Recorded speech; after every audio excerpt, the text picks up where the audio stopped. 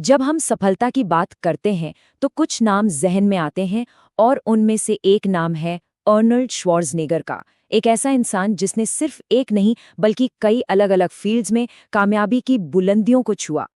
मतलब जरा सोचिए, पहले एक वर्ल्ड क्लास बॉडी बिल्डर, फिर दुनिया के सबसे बड़े एक्शन हीरो और उसके बाद गवर्नर। हर मैदान में उन्होंने अपनी एक अलग ही पहचान बनाई। तो सवाल ये उठता है कि आखिर एक इंसान इतना कुछ कैसे हासिल कर सकता है? क्या था उनका सीक्रेट? उनका वो ब्लूप्रिंट क्या था जिसने उन्हें यहाँ तक पहुंचाया? चलिए, आज हम उनकी कामयाबी के इसी ब्लूप्रिंट को समझने की कोशिश करते हैं। तो ये है वो नियम जो आर्नोल्ड के ब्लूप्रिंट का हिस्सा हैं। सबसे पहले अपनी दूरदृष्टि खोजना, फिर आलोचकों को नजरअंदाज करना, जी तोड़ मेहनत करना, असफलता को गले लगाना और कोई प्लान भी ना रखना, और आखिर में कुछ वापस देना। आइए एक एक करके इन्हें समझते हैं। तो सबसे पहले बात करते हैं पहले नियम की, अपनी दूरदृष्टि खोजें। आर्नोल्ड के मुताबिक ये सब कुछ की नींव है। अगर एक साफ लक्ष्य नहीं है तो इंसान बस यहाँ वहाँ भटकता रहता है। और उनका ये विजन रातों रात नहीं बना। देखिए, 1947 में वो ऑस्ट्रिया के एक छोटे से गांव में पैदा हुए। वहां उन्हें लगता था कि वो फिट नहीं होते।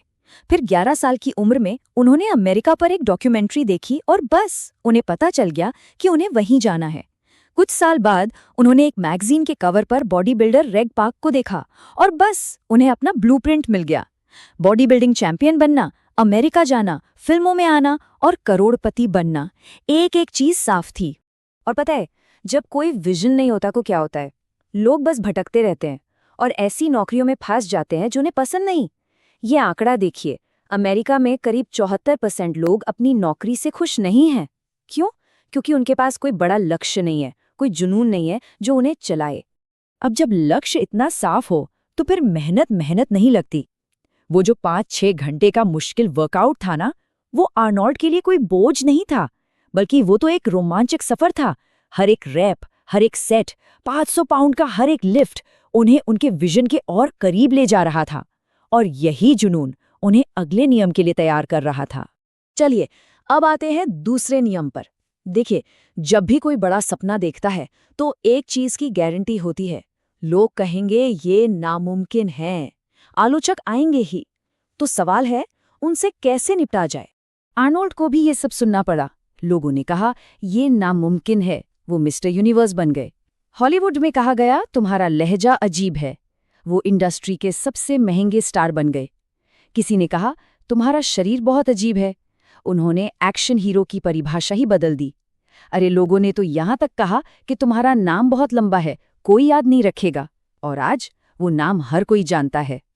बात यह है कि जब विजन क्लियर हो तो बाहरी शोर सुनाई नहीं देता। उनकी सोच नेल्सन मंडेला की इस बात से मिलती जुलती थी। हर चीज तब तक नामुमकिन लगती है जब तक कि उसे कोई कर ना दे।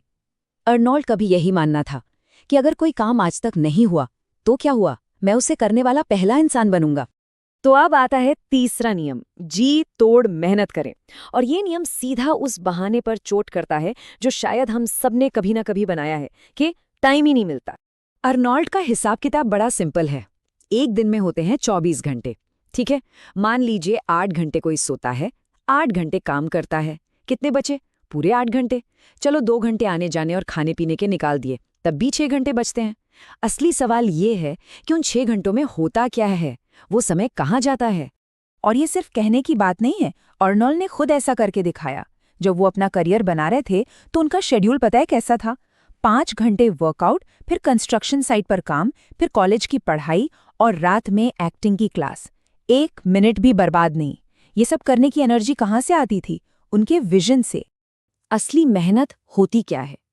इसका सबसे अच्छा जवाब शायद मोहम्मद अली ने दिया था।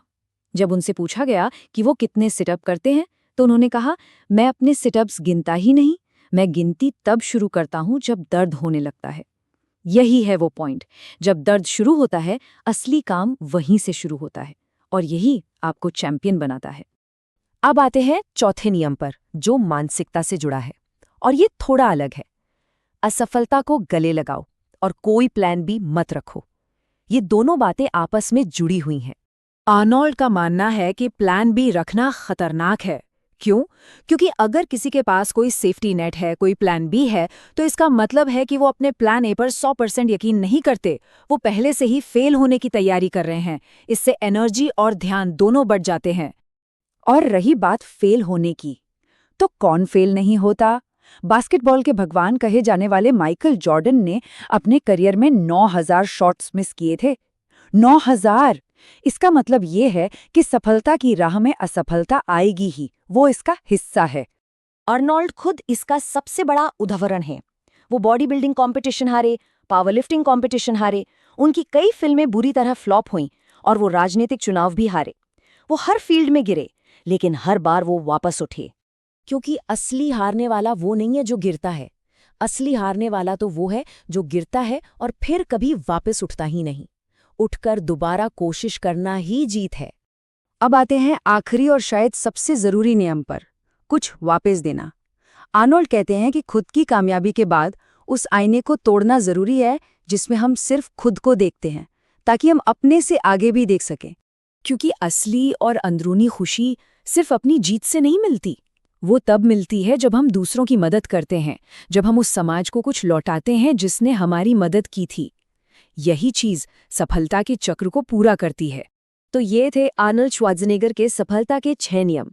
लेकिन सवाल सिर्फ इन्हें जानने का नहीं है। असली सवाल ये है कि इनमें से कौन सा नियम है जिस पर आज से अभी से काम शुरू किया जा सकता है। अपनी जिंदगी की कहानी लिखने के लिए सबसे पहला कदम कौन सा होगा?